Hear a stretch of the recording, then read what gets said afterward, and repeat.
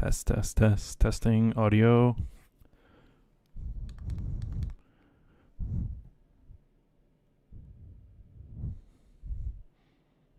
All right, I can hear me on the stream. Let's turn on your chat. You want to give a little test there? Yep,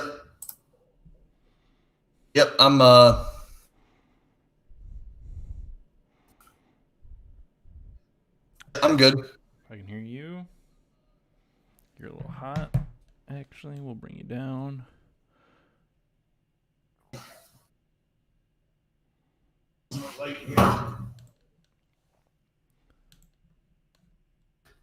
Boom. I think we're good. Let me... Okay.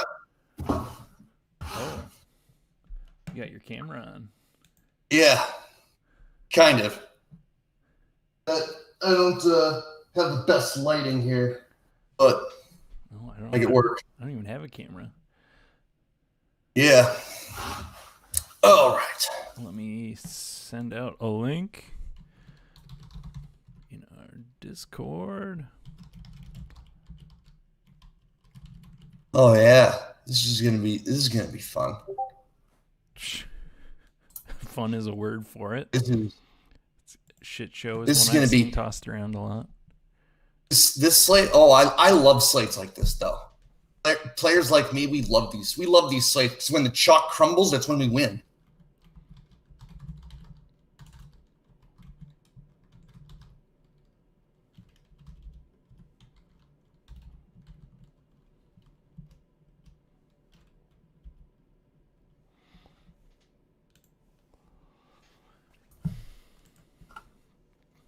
Boom. Tweet it out.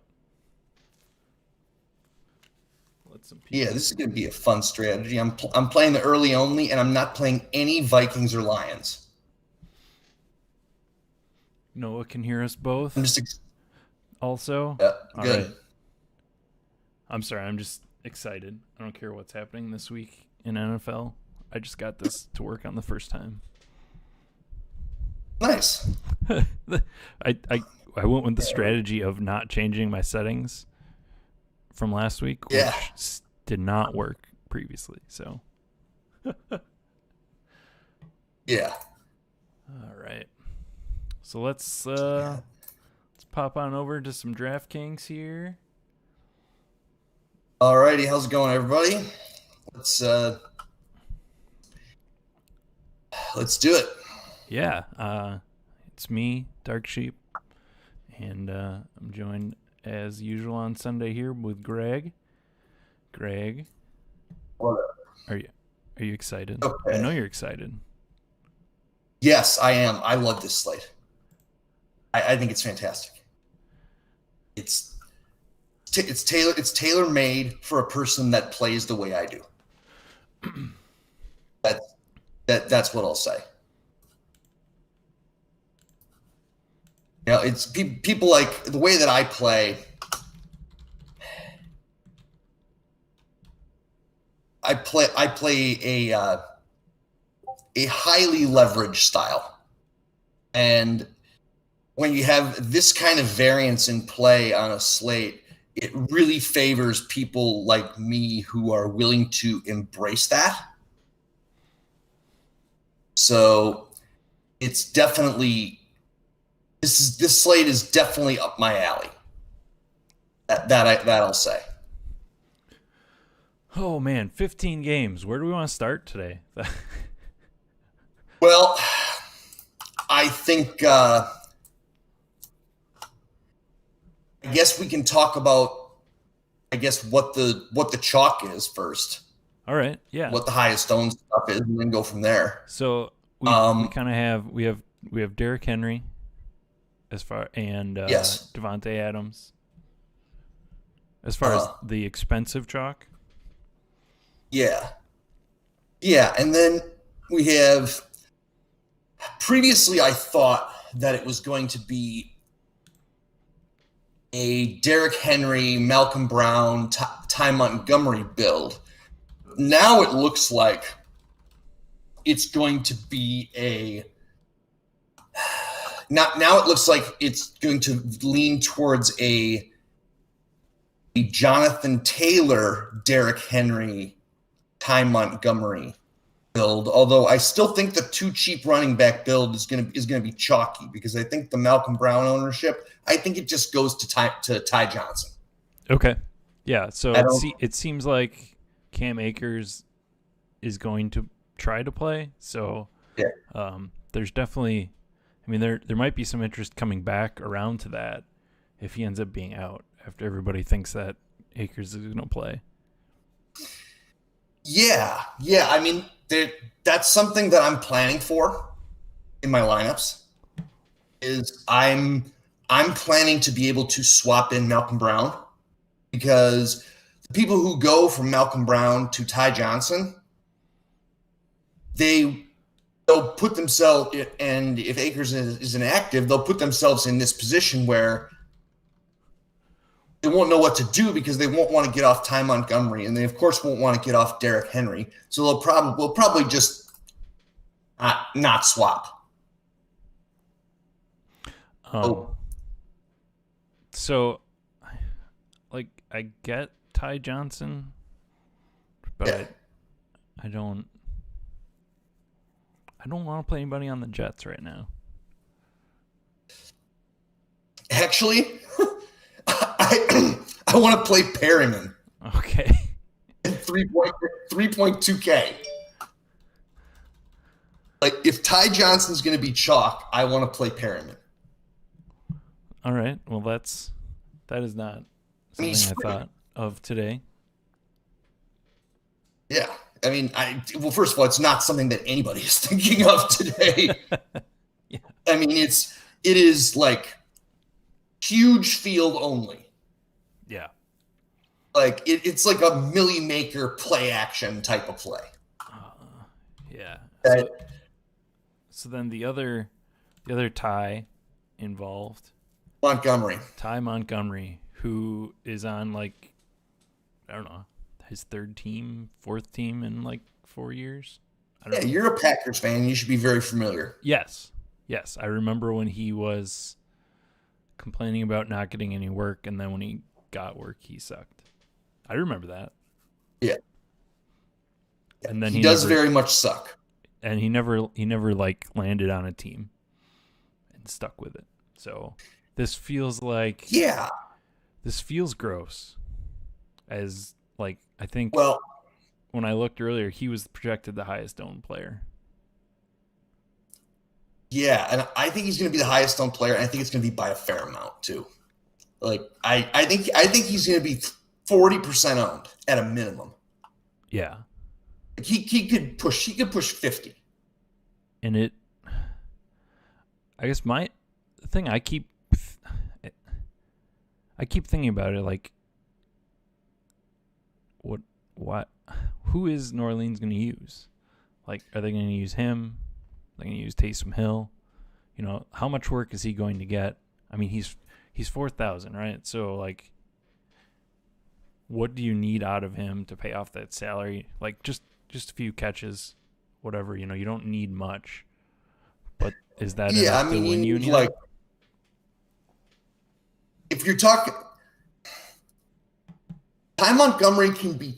It's all in relation to the field size. Ty Montgomery can be totally fine in a smaller field, because in a smaller field, you can get away with 14 to 16 points. That's something you can get away with. But if you're like me, you're playing the play action and the Millie Maker and the first down and the slant, or these big tournaments, that may not be enough. So, and I mean, that's kind of the same thing with, like, you know, Ty Montgomery, Ty Johnson, Malcolm Brown, Rodney Smith. Like, all these guys that are cheap, unless they score 2 touchdowns, and I think anybody who thinks Ty Montgomery sniffs a goal line carry is fooling themselves. That's not happening. Oh yeah, it's going to be Taysom Hill season. Yeah, it'll be Taysom Hill or Zach Line. It could even be Zach Line. Is that I is believe that he's still on the the team. other guy? The fullback. Oh, okay. I don't even know because they were gonna call up a practice squad guy potentially. Also, Oh, is that true? did they do I that? don't. I don't. I haven't seen any news. I saw it theorized. I haven't seen any actual news on it. Yeah, yeah. I outlined my strategy to you last night of how I'm going to handle this. Yep. You want to run through that? So yeah, we can go through that. Okay, so I always look at these builds like they're a chessboard, Mm-hmm. and I when I see a it's not going to be as extreme as I thought it was. But when I see like a crystallized roster construction that's very obvious that that optimizers are going to try and jam in because it's the best way to go about it, point per dollar, bar none. And I see that I instinctively want to be different. Let me close the. I have a window open right now. Let me. I'm going to close it here, and then I'm going to pull this up, and I'm going to screen share, and I will show everybody what I mean because I think that's probably more helpful than what I'm if I just talk about it. So all right, that's done. Okay, because what I think is what I think the leveraged approach is what you want to do is you want to take the build that's chalky and you want to turn it over. Like you want to do it upside down. If that if that makes sense. So what you want to do is you see a chalky build with two cheap running backs. What I instinctively want to do is I instinctively want to play more expensive running backs and cheaper wide receivers. That's my immediate instinct. And there are a few stacks that will allow you to do that this week. And so I have like 10 windows open. Yep. So for like the chalky build, you're saying I got throw Derrick Henry with like Ty Johnson and Ty Montgomery. Yeah, that's your running back structure. Then you throw in a more expensive quarterback, probably. Whether it's probably going to be one of a couple of guys. It's probably going to be like a Kirk Cousins type, or it's going to be like Kirk Cousins, Deshaun Watson, or Lamar Jackson. Let's see. I can. All right, now I have this. Or Deshaun Watson. Or Deshaun Watson. Now let me. I think I can get. Okay.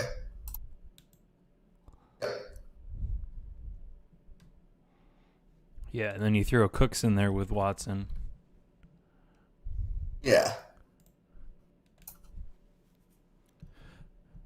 So, all right. Now you can see my. You should be able to see my screen. I can see yours. Give me a second here, and I can see yours. Yeah. Okay. So, but the folks out there, they can't see it. Oh, let's see if we can do this.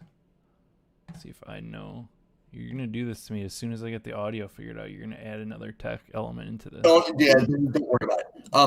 Don't worry about it. So, yeah.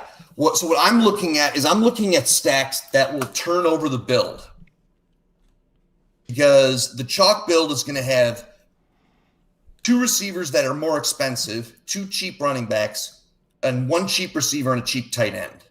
So what I want to do is I want to turn the build over, and I want to play 2 cheap receivers, an expensive tight end, and an expensive tight end and a cheap quarterback, or a cheap tight end and another expensive receiver. It depends on the stack. But right, the key point is I'm not playing. Sorry, I think I just shared what I'm sharing with everybody else. Yeah, I can see yours. Okay, this is what I share with everybody else as we do this. That's fine. Okay, so yeah, I can. Yeah, this is the chalk build, and you're saying a cheap tight end, so probably we can just like throw Akins in here as a placeholder, cheap tight end to go with our stack. Yeah. So I think there are two stacks that really accomplish what I want to accomplish. All right. I'm not even going to pretend that it's not. But the top one is Drew Lock again. Like it just is. I mean, yeah. He has a tight end and 2 receivers that are all 4K and are all priced similarly to the cheap running backs, and he also has Deshaun Hamilton, who is the stone min at 3K. So he got 9 targets last week. Did he? I didn't even realize that. He had after Hamler got the snot knocked out of him. Hamilton got 9 targets. Noah's concurring with you here. We got a yes, sir. Yeah, it looks very much like it's Drew Lock. The second one, I think it's Daniel Jones, although he might be more of an early slate play. But the Giants also meet the similar criteria, and they have Zeke Elliott, who I was pretty lukewarm on earlier this week, but I've definitely come around to the idea of playing him. Like, Zeke. And I don't like operating like this, to be honest, but I think in week 17, you kind of have to do a little bit of guesstimating. But if there was ever a game where they were going to run Zeke out there for 80-85% of the snaps again, this is the one. Why is that? Because they have to win it. Okay. They have to win it if they want to get in the playoffs. I mean, if I were them, I would not run him out there if I had to win. But I understand what you're saying. Okay, let's be clear. This is Jerry Jones. Like, this is not the most forward-thinking individual in the world. Okay, that's fair. He wants to win. We have Daniel Jones, Zeke Elliott in our construction here. I think you can do Shepard and Slayton, or Shepard and Ingram. Those are both viable routes to go. Golden Tate is out. That's the other thing. So there's one less body. That's a good thing, yeah. Because normally with the Ingram, Shepard, Golden Tate, and Slayton, they all sort of can easily eat into each other's stuff. But just removing one of those doesn't, freeze up quite a bit. Yeah, and you also get Daniel Jones, who has in the past been a quarterback with rushing equity. He has not run recently, because he hasn't been healthy. Right.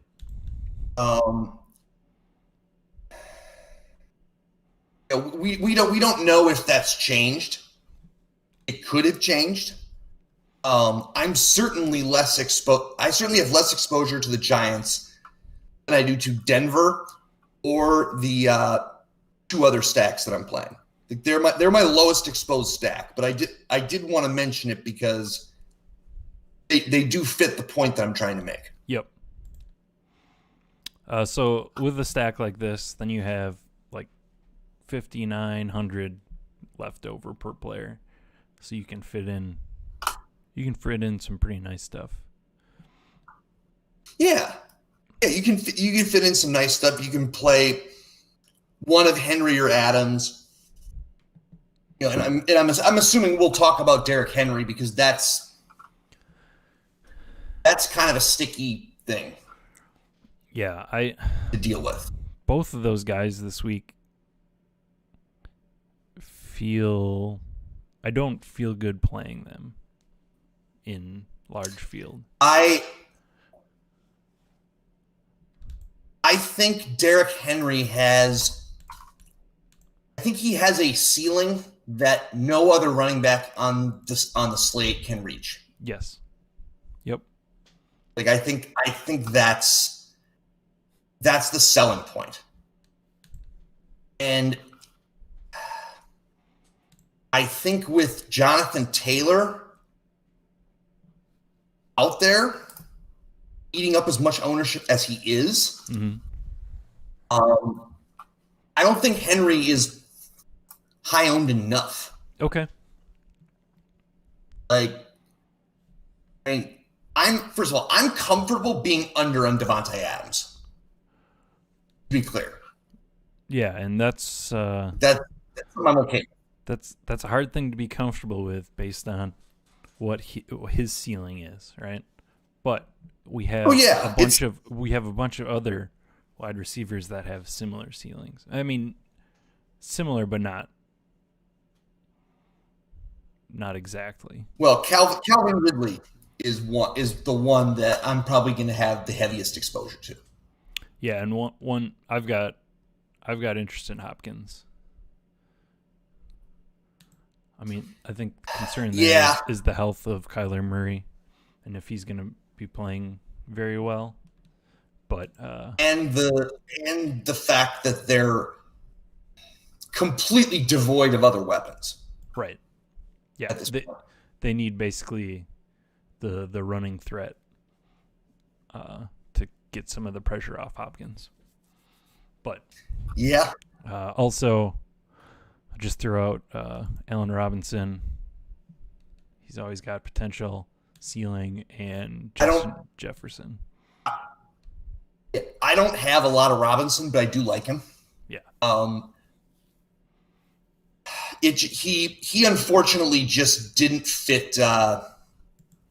He didn't fit the strategy that I set out to use. And I just think, and I'm also so high on that. I'm so high on that Atlanta game overall. All right. Well, let's jump over there. Let's build some stacks there. Okay. So first of all, I want to just touch on the reasoning because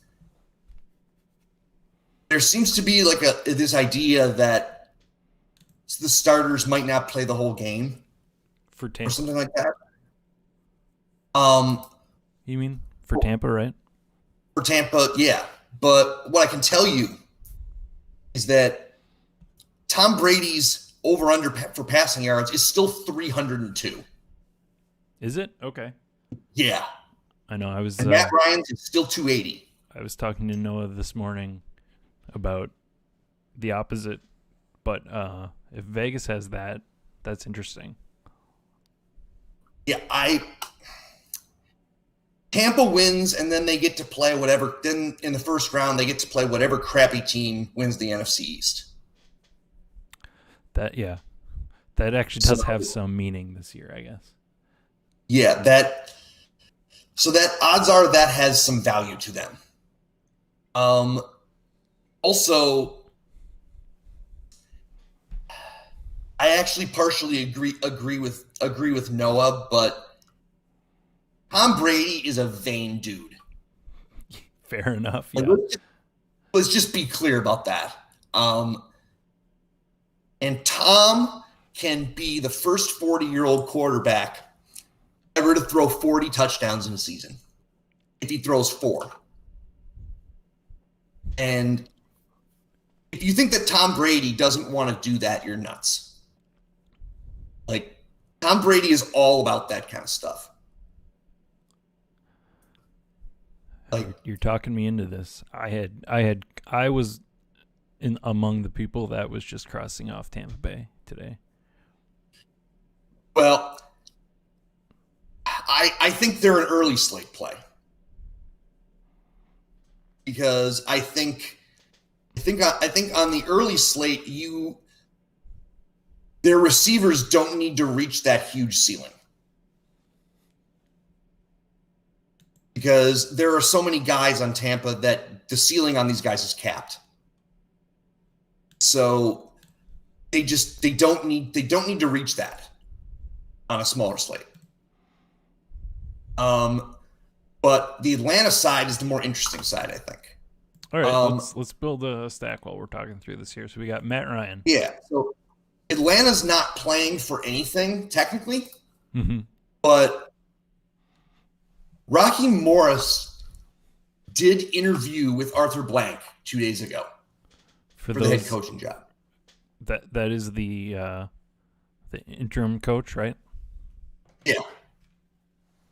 So I would imagine that he doesn't want it. He's not okay with them laying an egg today. Let's put it that way. Okay. So you got to put Ridley, right? Oh yeah, in that stack. Yeah, you got to put Ridley, and then I think you put Hayden Hurst in there. Okay. You put Gage too, either one. But this game, if you are going to be doing this feels like you need a bunch of different lineups to me. Just yes, especially when you're trying to figure out who to run it back with on Tampa Bay. Tampa Bay, you need a ton of lineups. I'm full disclosure, Tampa Bay is strictly an early slate stack for me. Right, but that's where I'm playing. Even just running back Atlanta. What's up? Even to just run back Atlanta, you need. Yeah, if you're playing an Atlanta stack on the main slate, don't even bother running it back. Okay. Just don't do it. I guess you can play Ronald Jones if you really want to. If you want to play somebody, that's probably the guy. But it doesn't seem necessary to me. I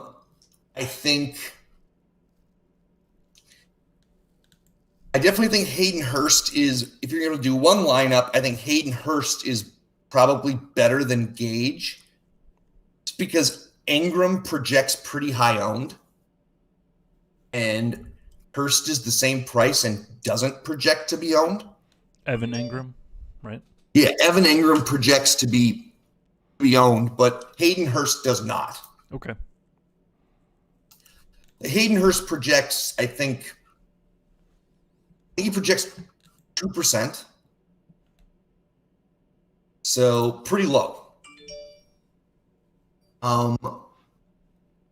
Okay, LaShawn McCoy is inactive. So yeah, I think those are the Falcons guys that you're using. And then you have now the one downside of the Falcons stack is that you kind of have to play one of the cheap running backs.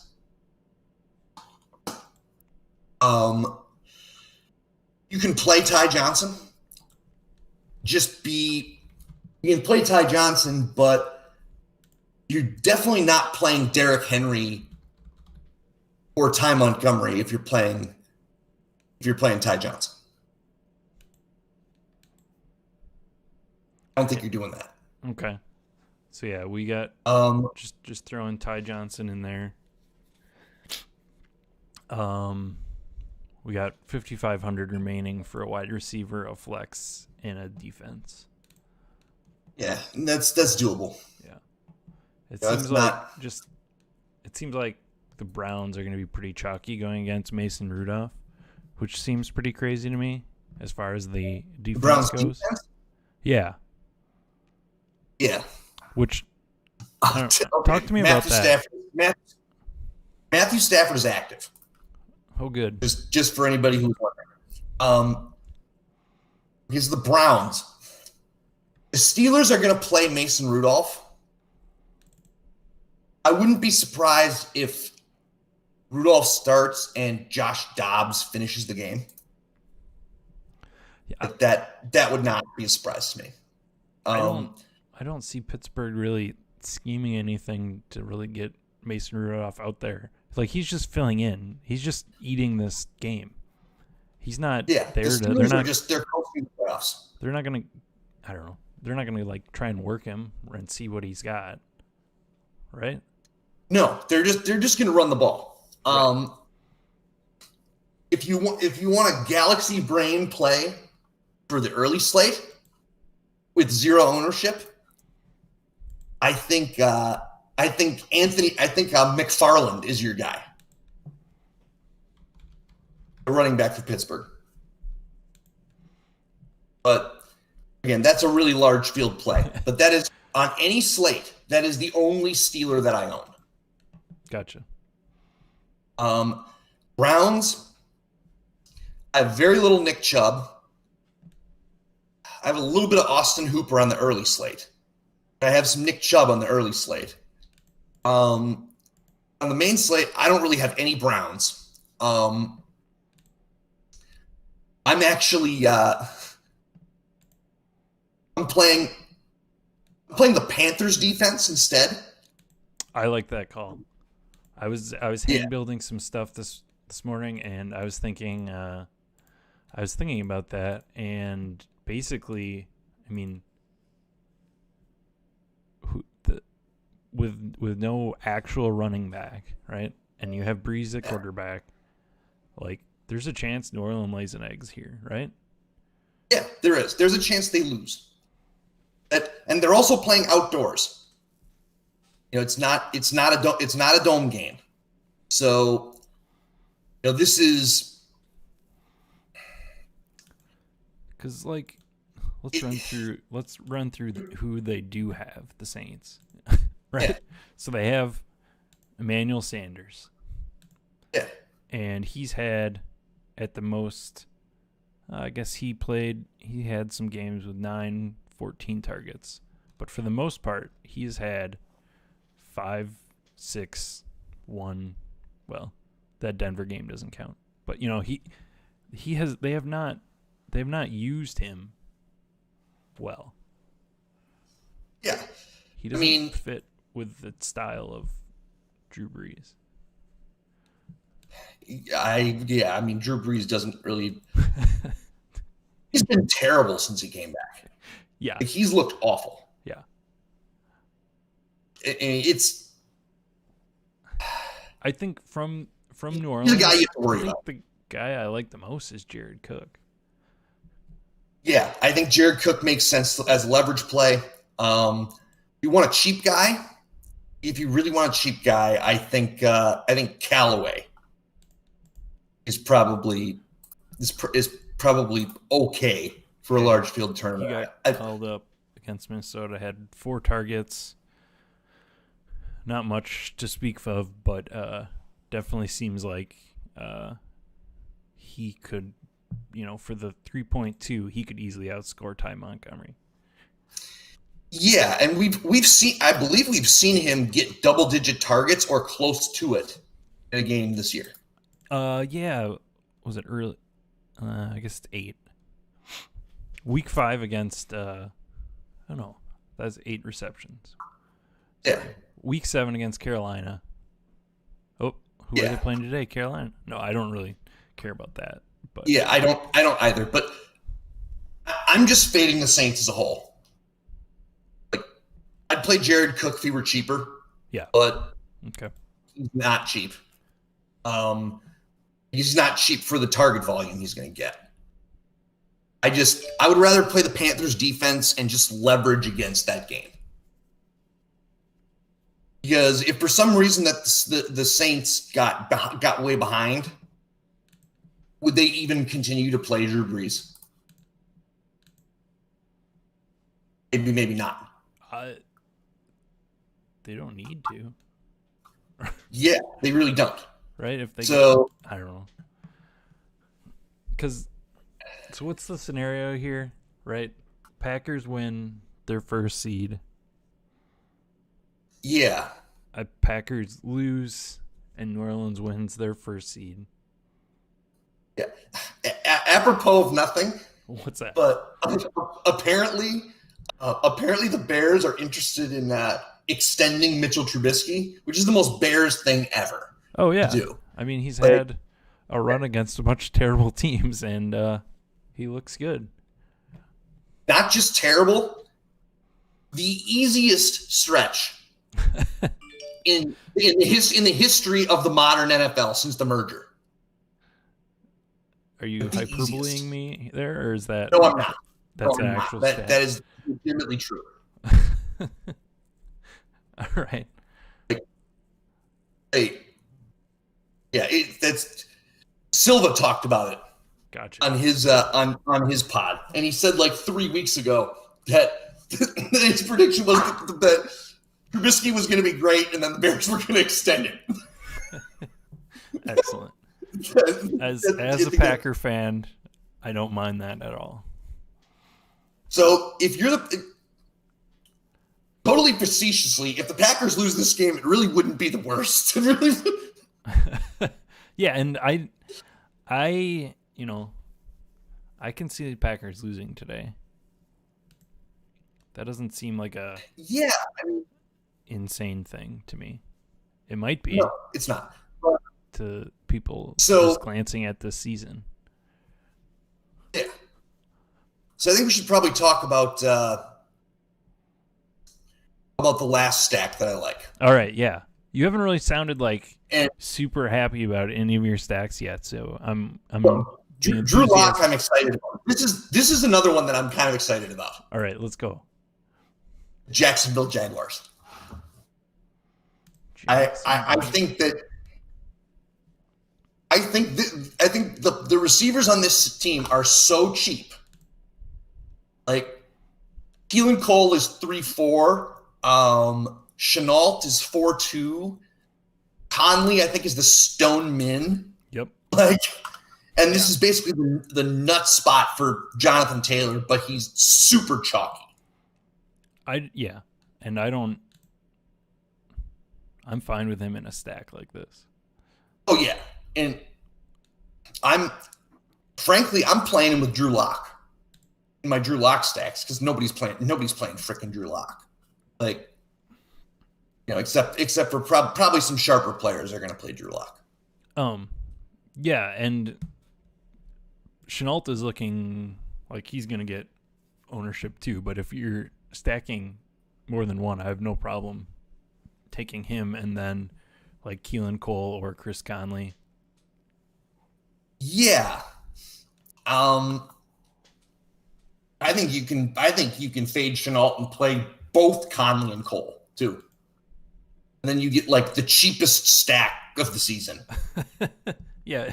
All right. Just so cheap. So even with Jonathan Taylor's 7.4, we have basically 6,200 per player left with this stack. Yeah. When I was building it, I was struggling to spend all the money without playing both Adams and Henry. To be fair, I don't mind doing that on a stack like this. I don't either. I just really don't want to play Adams. Okay. It's cool. I just don't. It's probably for irrational reasons, but I would rather just fade him. To be honest. And if he scores 50 points and beats me, that's fine. But he can score 40 points, and I'm not sure he beats me on this slate. Like, there's not 11. It's not 11 or 10 games. There's 15. Right. So his odds of being on a winning lineup are inherently lower on a slate of this size. So that's something that. Let's talk about Derrick Henry. If you do want to play him on a lineup like this, let's just say you got your cheap stack here. You're running it back with Taylor. You throw Henry in there. Do you want to secondary correlate with Henry? Yes, I do. I don't. I don't say that lightly, but I think there's a pretty big world where Titans get way ahead and Derrick Henry doesn't come out at halftime. And if I'm paying 9.4 for a running back, I don't want to deal with a razor thin margin. Okay. He's gone. He's not in this lineup. Well, I think if you're going to correlate somebody with him, I think it's Akins. And full disclosure, Akins is terrible. I don't think that's something that you need to disclose. Yeah. Well, he's pretty awful, but he's also awful cheap. I think you can also play. I mean, you can play other Texans too. To be clear, let me see what. Are you riding the David Johnson train this week? The question that is on everybody, all two people that watch the show's mind. I understand the play. I just think he's gotten too expensive. Yeah. I think he's gotten too expensive, and I think is Duke Johnson active? Do we know? DK still has him as questionable here. Okay. Limited practices. Yeah, I'm not sure. That's out. Looks like Devontae Parker will play. I see that news here. Jakeem Grant is inactive. Okay, that's good. So, yeah, Henry. Here's what's difficult. So if you're playing Henry,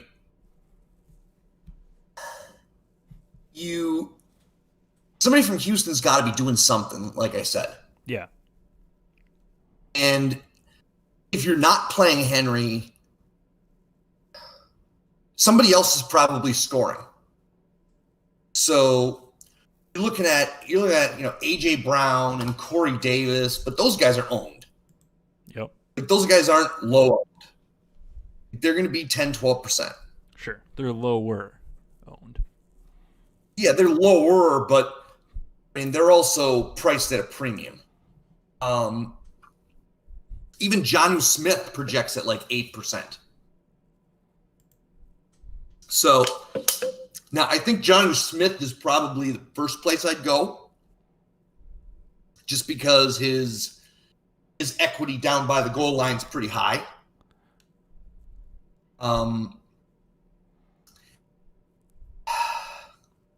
But I also think it seems like Henry's equity at the goal line is not high. Is that correct?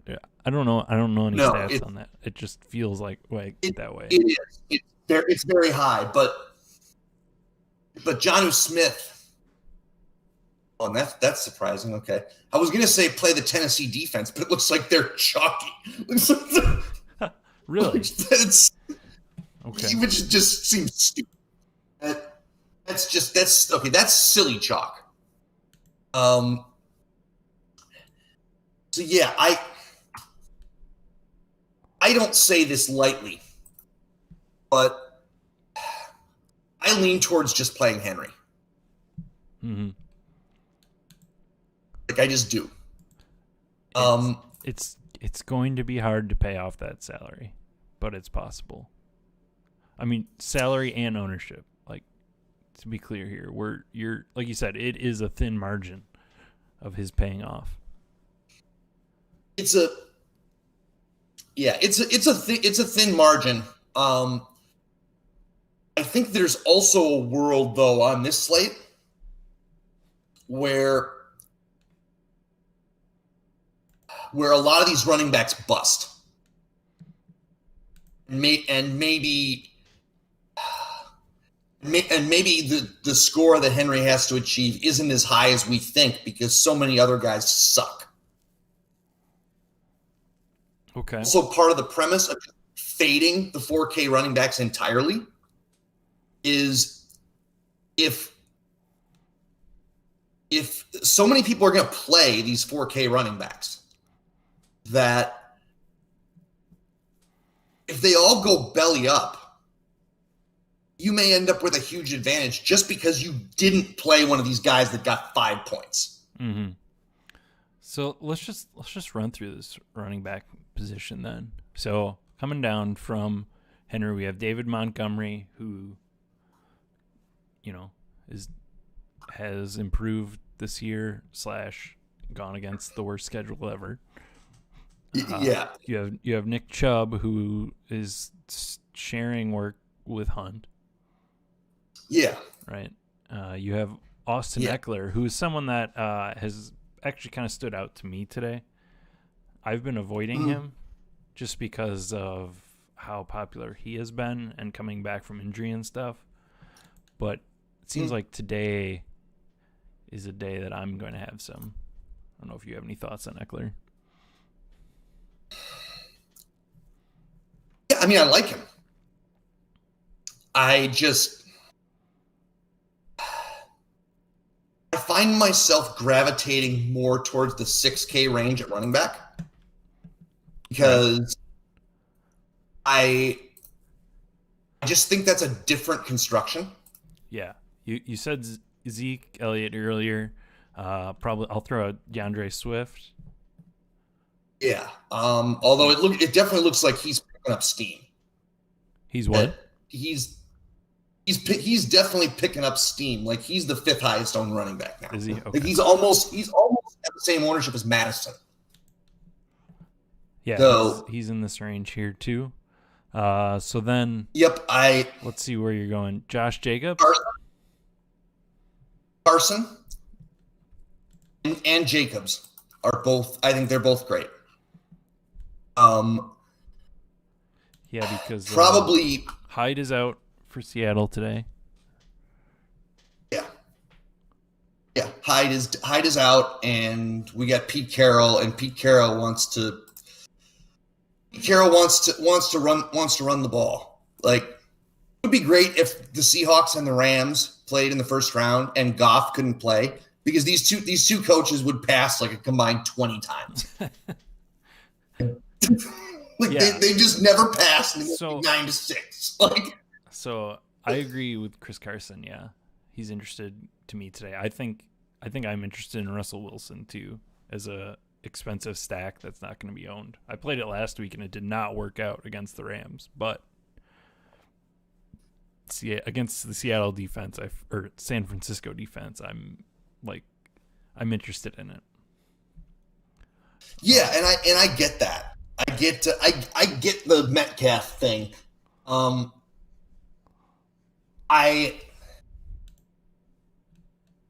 think it's fine. I'm not going to get there. Yeah. I mean, it might beat me, but it just doesn't fit my strategy. Right. Yep. Josh Jacobs.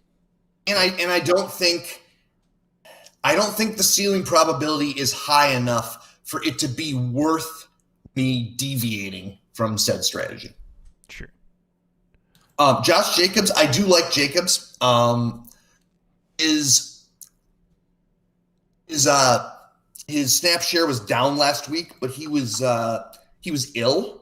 Mm-hmm. So he had to leave the field repeatedly to get fluids. So that's not great. So I'm not reading too much into his snap count being at 55%. I definitely like him. I don't love him in a Drew Lock stack. I'll say that. Okay. I think that game projects to have a pretty slow pace to it. Mm-hmm. So I really think you kind of need like a long touchdown for that game to really like pop off, if that makes sense. So if you get like a big long 60-yard touchdown, like it's unlikely that it comes from Jacobs, and B, if that play happens and then the game pops off and it's the winning stack, you're probably going to need that guy. So I'm more inclined to play Waller or Nelson Aguilar In your Drew Lock stacks. Yep. Yes. All right. So I wanna build I want to build another stack here that I put in my pro picks today, and I am all about the John Wolford today. Wolford. I don't even know how to say his name. I got to do my pro picks. I'll do it. Yeah. So, walk with me here. Let me find the team first. We have this LA Rams Arizona game. So we have a 4.9 John Wolford, who, from the little bit that I've read about him, has like a rushing floor. Like, he is going to do some designed runs. And that seems like something that Sean McVay would love. So, I mean, you're putting him with, like, Robert Woods and, like, either Josh Reynolds or Van Jefferson, which are basically free, right? And then you can bring it back, and, like, it's a similar thing here. If this game is going to be competitive, I feel like DeAndre Hopkins has to be involved. There's just nobody else on Arizona. So Dan Arnold is grievously offended by it not being mentioned. Okay. All right. I don't hate Dan Arnold, but and to be clear, it probably might be better to fill a tight end spot with this stack. But yeah, I really like this. I don't know if it is I guess my only problem is I don't know if it is a super ceiling type stack. And I don't know if it's cheap enough with Robert Woods and Hopkins, or what, one of those two to achieve. I question whether they're going to throw enough. Yeah. That certainly could be possible. And part of that is hoping that the runs come from Wolford. But that is certainly a problem, potential problem. Yeah, I think you're going to see a lot of two tight end sets there. Mm-hmm. I think you're going to see the Rams try to keep the ball on the ground as absolutely as much as possible. I think I said this to Cardi last night, and I stand by it. Like, this is like Sean McVay's wet dream. Okay, like this is like his ideal situation. Like he can sit back there and he can smash Malcolm Brown right up the middle, and he can kick field goals on 4th and 1 from his opponent's 2-yard line, and he can run reverses at the goal line that lose 5 yards, and he can do all sorts of fake sharp crap, and then the Rams can win 10-7. Then everyone will talk about what a genius he is. As you can tell, I have a pretty low opinion of Sean McVay. Like I like to say, Sean McVay is sharp as a butter knife. Like, he's been waiting for this his whole coaching career. Yeah. So, I mean, my inclination is I just want nothing to do with the Rams.